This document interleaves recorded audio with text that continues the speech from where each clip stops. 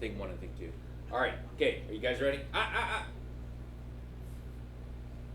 All right. Class. Yes. Thank you. Okay. It's all the time. It's like food just sprays out at me sometimes because. Okay. So thank you for waiting to take that bite. All right. Approximate area under the curve. So area. Okay. So basic area, base times height, right? That's a square. Length times width, right? Rectangle. And then we get some weird geometry stuff. And then now we start getting into a curve where it has a weird shape. So it's not going to be straight, okay? It's going to be, I don't know, curving, convex, concave, all that good stuff. Even area under a sine. Okay. This is what we're going to be doing. So if I have the area, okay, if I'm looking for the area, I have a function. My function is going to be this line right here. And this is going to be, we're estimating this. So as I'm looking at each one of these rectangles, this first rectangle here, I'm going to have an area based on the right corner. So I'm going to bring my line or my rectangle all the way up and touch right here on this right corner. So this one right here, when I do length times width or base times height, this is going to be an area, but because it is over the line, I'm going to overestimate. That's going to be an overestimate right there. I'm going to do the same thing right here. This one right here, again, is going to be an overestimation because this goes over my line, right? So as I'm approximating it, more of it is above the line than it is below the line. And when we're talking about area, we're always talking about the area from the line to the x-axis. Now this next one here, this one here, this one here is going to be touching at the midpoint here. So this one, it looks like it is crossing right here at the midpoint, so it's a little bit under and a little bit over.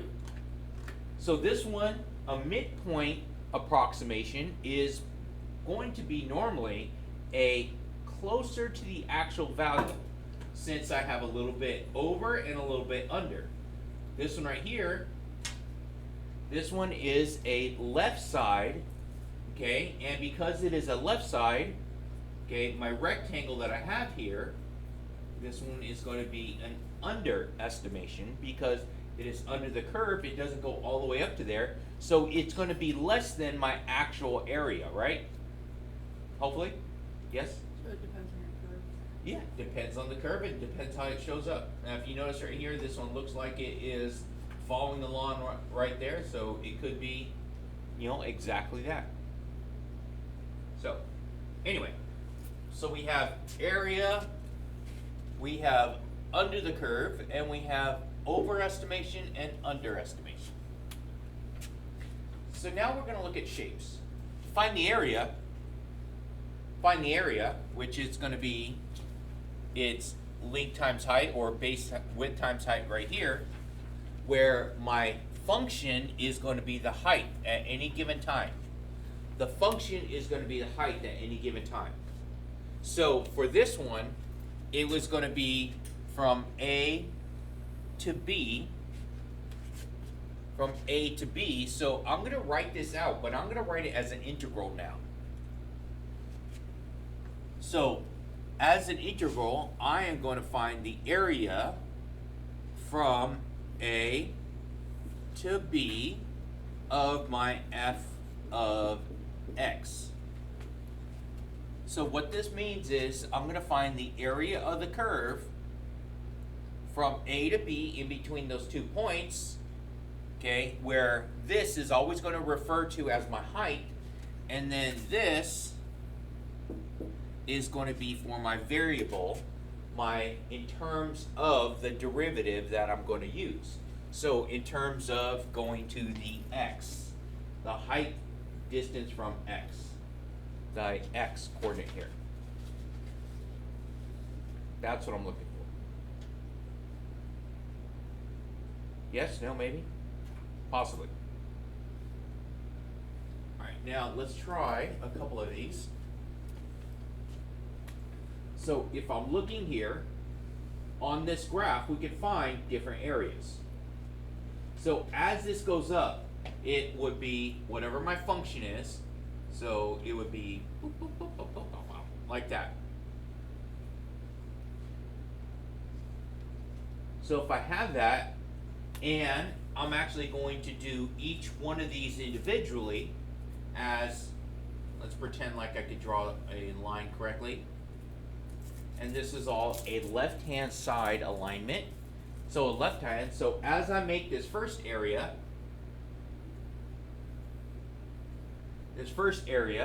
it would be whatever this x1 is. So whatever that is going to end up becoming. So to find the distance in between this and this, here, let me put this a little bit closer. There. So to find from there to there, now think of it on a number line. If I'm going to go from 3 to 5, how would I find the distance in between those two? I would subtract, right? And in this case, it would be 5 minus 3, right? The further one minus the closer one, right? So this would be x1 minus a, right? So given that, I would find the area using that. And then the next one, I would call this one x2. And then there's b. So I have to have some points in between here. So to find the area of each one. So to find the first area, I would find from there to there, right? So that would be my quantity of x1 minus a.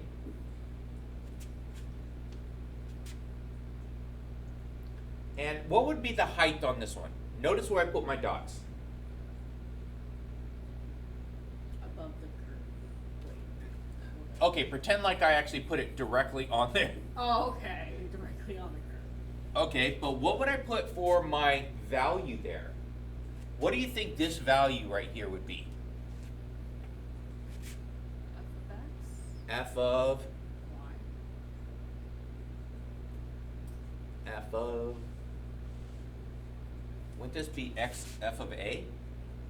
Because whatever my y value is here, right? It depends on whatever my a is down here. So my height is going to be f of a. So when I plug in a into my function, it's going to give me the y value. So this is going to be times f of a. Plus. And then, what's going to be my next one then? X sub 2 minus A. X sub 2 minus x1. Why is it x1? Because I only need from here to here, right? I only need from here to here. So that means I only want the distance from there to there. But if I went all the way to A, I would have a huge rectangle here, wouldn't I? But I only went from there to there.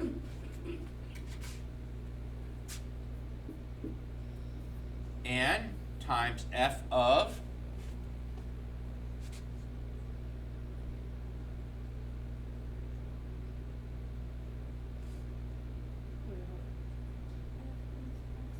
very good.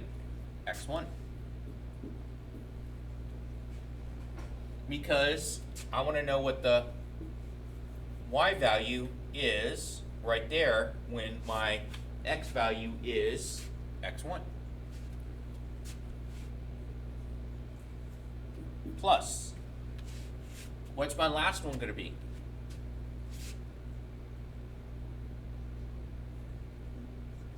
B minus x2 times the height, which is going to be f of x2. There you go. And gives me my area of my first one, area of my second one, and then area of my third one.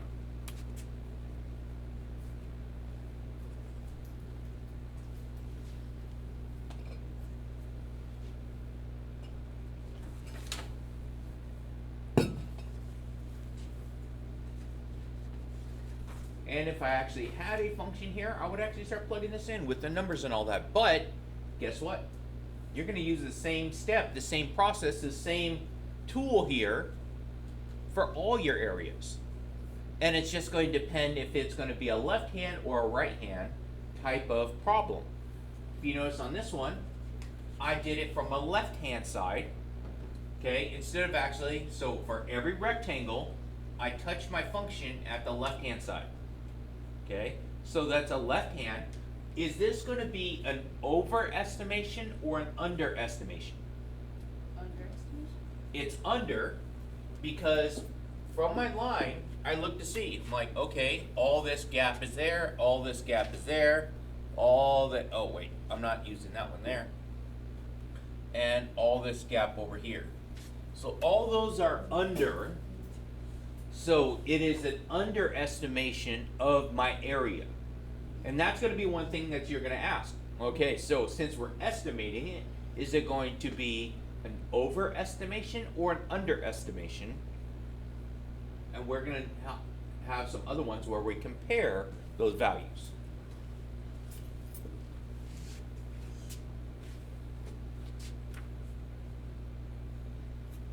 Okay. Approximate the area of the graph of the function. Approximate the area A enclosed by the function x-axis between x2 and x4. Now let's do it as an overestimation. So we're going to make a rectangle out of this now. We're going to make a rectangle out of this. So we have here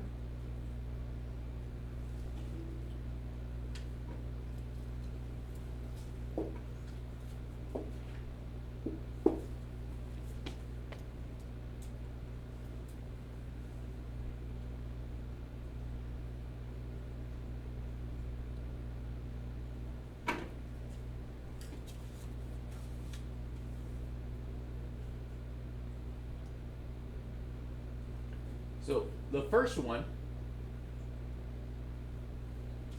actually, let me do this, because that's the third one that we're doing. Let me do the first one. Okay, the first one is a rectangle like this.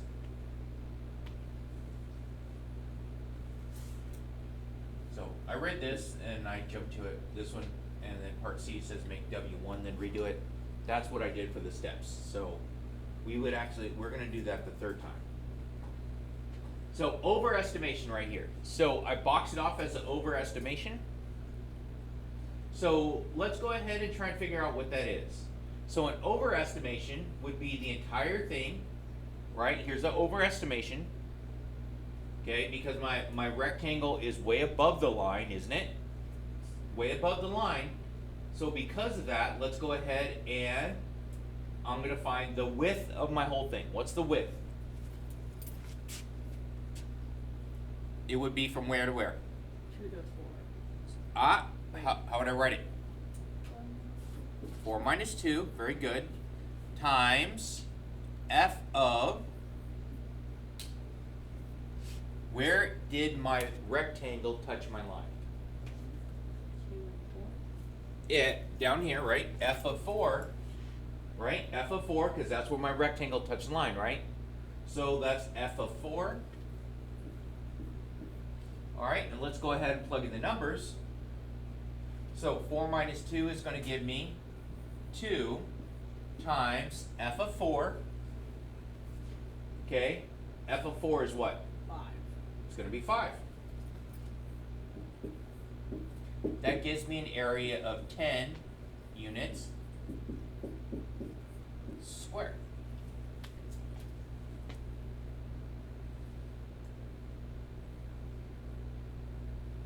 Does that make sense so far? So the area of the rectangle including that gap Yes, including the gap. So we're doing an overestimation. So where it's saying all of this is gonna be included in this area, right?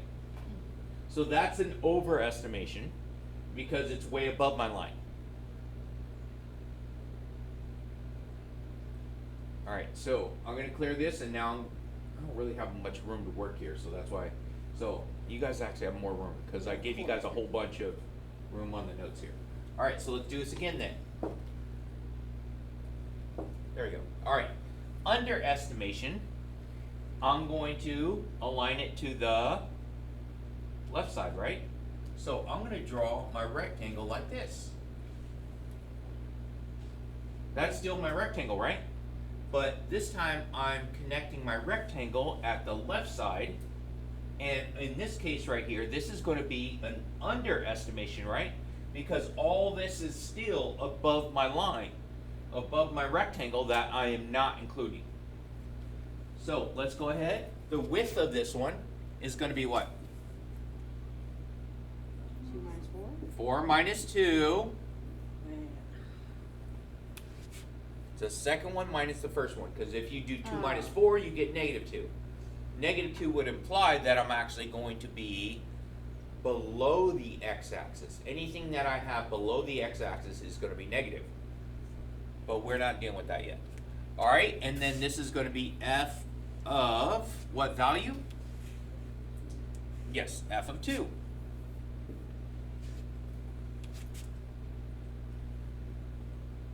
So 4 minus 2? 2. 2 times f of 2, which is 4. going to give me 8 units squared.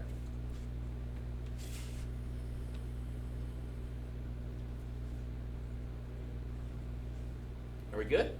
Yeah. Okay, there's an underestimation there, right? Now, let's go ahead and I'm going to do this last one, make W equal 1. Okay, so if W is going to equal 1, then I'm going to have a 3 right here, and then I'm going to have to make this, and I have 1 here, 1 here. Wait, what does W represent? W's the width. Oh, where? The width, right? Okay, because we have width times height. Yep, these are all rectangles, width times height. So we're going to have more than one area on this one now. So the area of my first one, the width of my first one is going to be, I'm going from where? 3 To 4. 3 to 4, or I'm sorry, no, 3 to 2, sorry. Where? 3 to 2, Where? So 3 minus 2. 3 minus 2 gives me a W of 1, right? Yes. This is my width, so it's 3 minus 2 times f of, 2. it's going to be, where is it touching my line? It's touching at 3, isn't it? So my rectangle's up here touching at 3. So that, again, is going to be an overestimation, right? Because my rectangle is above the line. That's an overestimation, so it's going to be touching right there. So that's going to be of 3. So that's going to be 1 minus, I'm sorry, not 1 minus, 1 times f of 3. What do you think f of 3 is going to be? Wait, hold on. The midpoint? We can plug that in. 1/2 times 3 plus 3. What's half of 3? 1.5 plus 3 is 4.5. So the f of tells me, even though it's not given to me here, I could plug it into my function and get a value out of that. So yes, this one gives me coordinates, but it doesn't give me all of them, so that one right there. So it's going to be 4.5.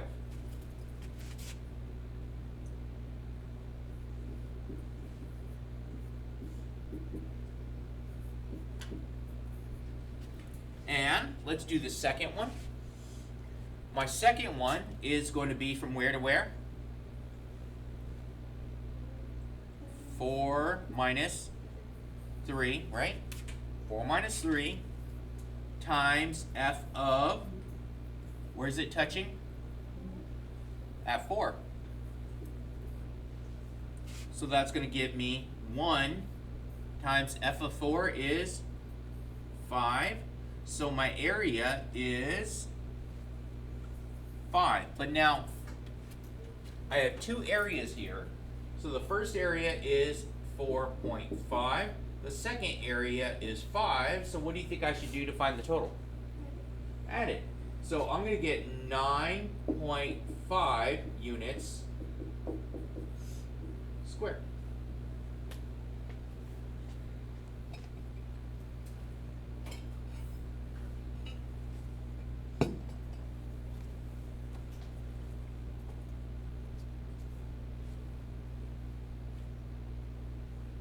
You guys feeling pretty good at least?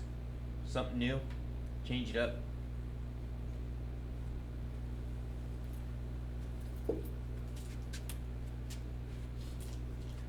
Approximate area under the curve x squared from 0 to 10 by using lower sums. Rectangles that lie under the graph for 2 subintervals. Okay. So we're going to have to actually try and figure this out. So we're going from 0 to 10, 0, right here.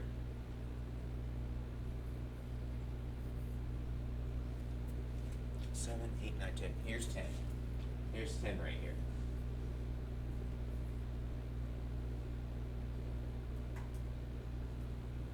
So let's go ahead. I know that point right there is going to be 100.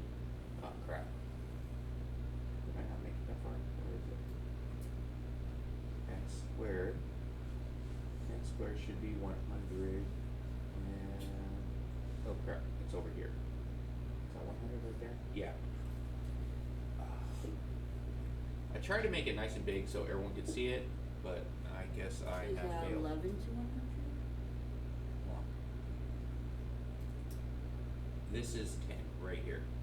Oh, That one's 10. it's just the line. I know, right? The line stopped, so that's why I'm like, where did I screw up? So yeah, it's barely on there, but there's my 100. Okay. All right, so the first one says 2 subintervals. So I want to find the area in between 0 and 10 by 2 subintervals. That means that I want to have 2 areas. So how would I find out what that would be? Okay, to figure out subintervals, I would take my b minus my a divided by n.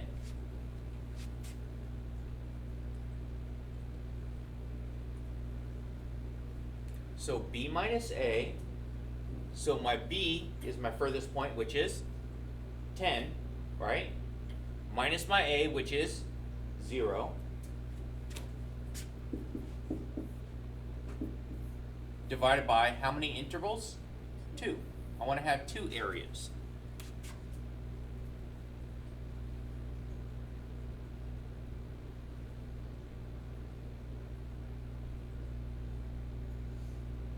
So that's going to give me an answer of 5. So the width of each one is going to be 5. So let's see. 2, 4. I think that's 5 right there. That's 5. Let's call it 1, 5. So now we're going to make a rectangle for that one. And it says under the graph. If it's under the graph, am I going to go and create a rectangle from the right side or from the left side? Right side? If I make it from the right side, I would have a point right here, and I would make my rectangle like this. Oh. Would this be an overestimation or an underestimation? Over. So do I want it from the right side here? No. No, I want it from the left side here, right? I want it from the left side because I want to underestimate this. So that means that I'm going to create my rectangle from the left side. So let's do my areas. My area would be, what's the width? How would I figure out the width?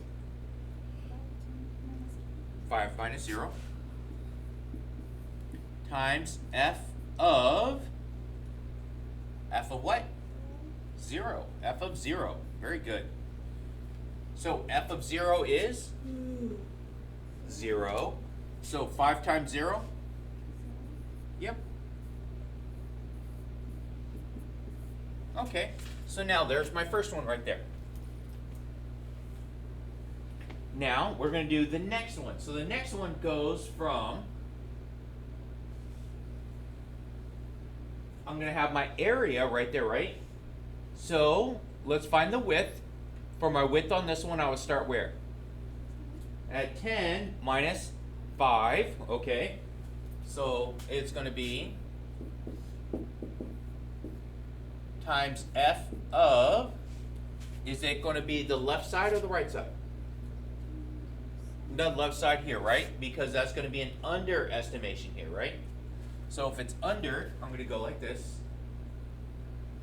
Carry that one over. So that is going to be my areas under. So this one is going to be f of what? 5. So 10 minus 5? 5 times f of 5. So to figure out f of 5, I have a function here. So I could just plug that in, right? 5 squared is 25. Which this area gives me 225. 125. So 125 plus 0 is 125 units squared. Not too bad, right? Hopefully. I just need to get used to not using that. Okay. So I like these because it gives visuals for each one. So there's my first one. Now let's do it again, but now this time, so for part A, we said it is 125. There you go. So let me erase this. And we're going to do it again. Now this time for part B says we're going to use 5 subintervals.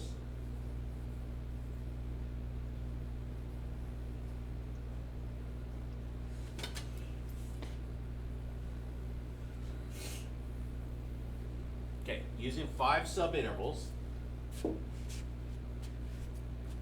So I start off with my b minus a. So it's going to be 10 minus 0 over, this time it's going to be 5 intervals. So my n is going to be 5, which is going to give me a width of 2, right? A width of 2. So it goes in increments of 2. So it goes 1, 2, 4, 6, 8. There we go. So I use my width, and I start from the left and start counting it over from whatever it is. All right, so we're going to have a couple different ones here now, right? So this one, if it's always going to be on the under, let's go here, take it up to the line,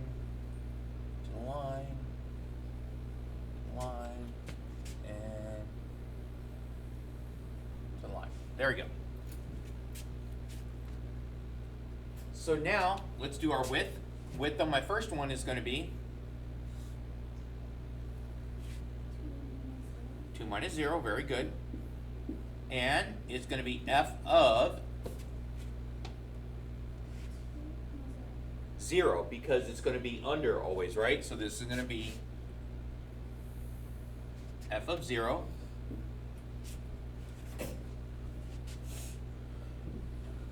All right, and which one? What is that area? Is zoning out on me. 0, yeah.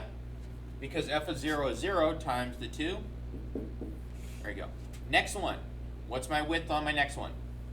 It's from 4 2 minus 2, and it's going to be f of, 2. yes, f of 2.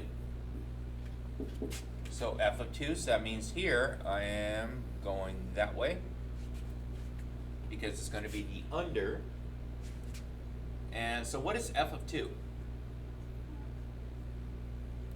Remember, you're plugging it into this.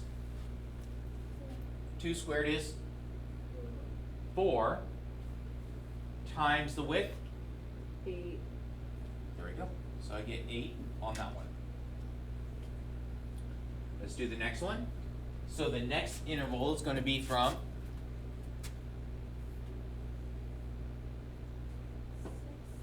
6 to where? Very good. Times f of 4.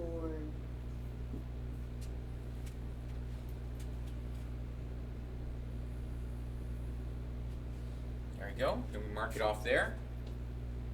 And f of 4 is going to be 16. times 2. 32. There you go. Next one. 8. 8 minus 6. F of 6. 2 times 36. Oh, swing and a miss. 8. What's 6 squared? 36. 36. I thought you said 46. No, I said 36. Oh, my I was bad. so Sorry. confused. Sorry. Okay, so 36 times 2 is 72. 2. Okay, and my last one.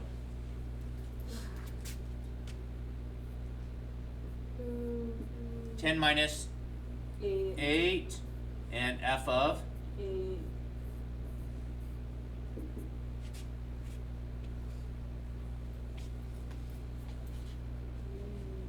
Rectangles.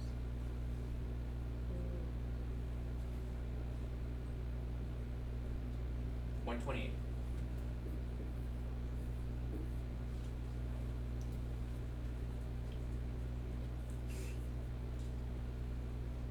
Okay, add them all up.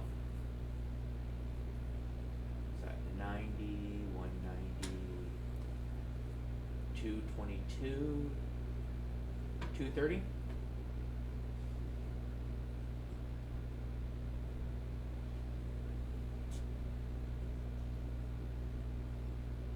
Danny, what'd you get on this one? Still adding it? 240? 240? Okay. Alright, so we get 240.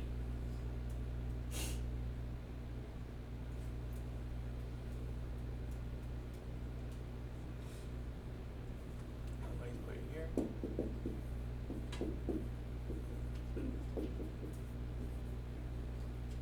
And my next one is going to be 10 subintervals. 10 subintervals. But I'm going to leave this here, and I'm going to try and figure out something. Each one of my width, are they all the same width? Yes. Okay, they're all 2, right? Yeah? Okay, so I'm going to go over here, and the first one was a 2 times 0 plus 2 times 4 plus 2 times... What do we have on the next one? I can't remember. 16? Plus 2 times...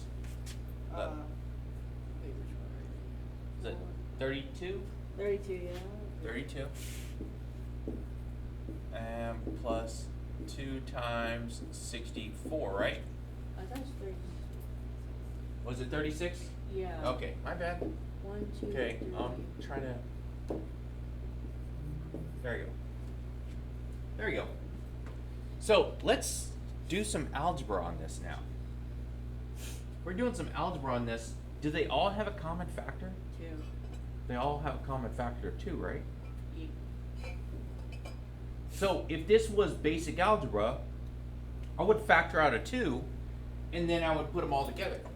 So if I factor out a 2, then it would be 0 plus 4 plus 16 plus 36 plus 64.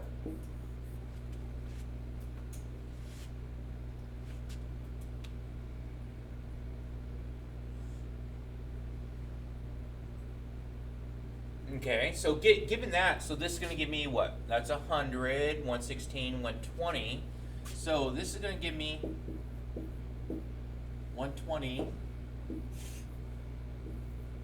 times 2. Does this still give me 240? Yeah. That's crazy, isn't it? So instead of actually doing all the steps right there, we just have to figure out what steps we're going to use. So let's do this time. And so instead of actually doing the whole thing, we know the width.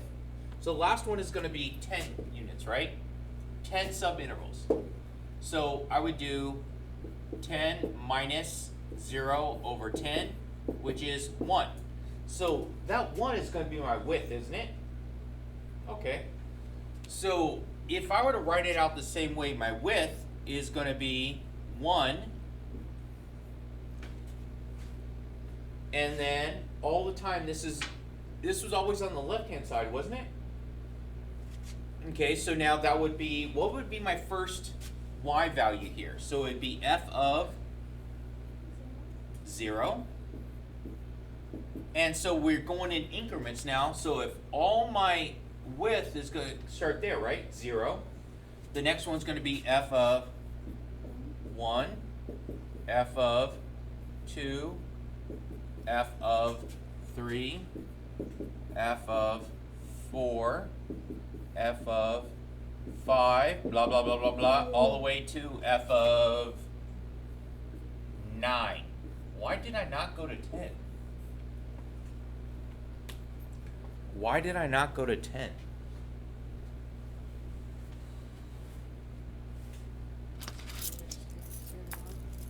That's 10 intervals there. Yeah. So I started at 0 and I only go to 9. If I was going to do an overestimation here, I would think of my first rectangle, okay, and I would have to start with 1 and go all the way to 10. Okay, so as I do that, so it's going to be f of 0, so this is 1, f of 0 is 0, 1 squared, 1, 2 squared is 4, 3 squared is 9, 4 squared is 16, plus 5 squared is 25, 6 squared is 36, 7 squared is 49, 8 squared is 64, 9 squared is 81.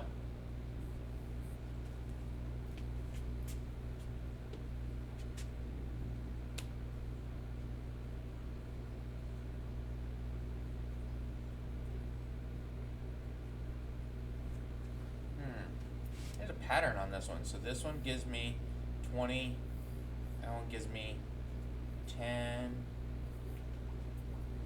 20, okay, that is 30,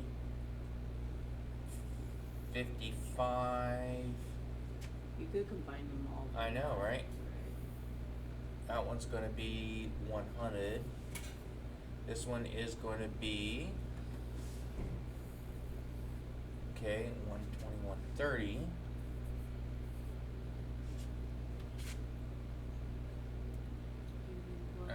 And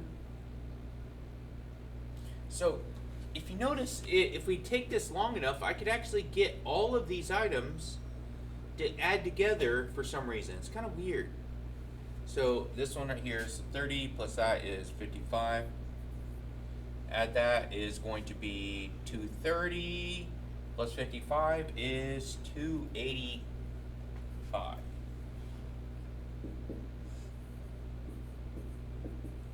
Times my width of 1 is going to give me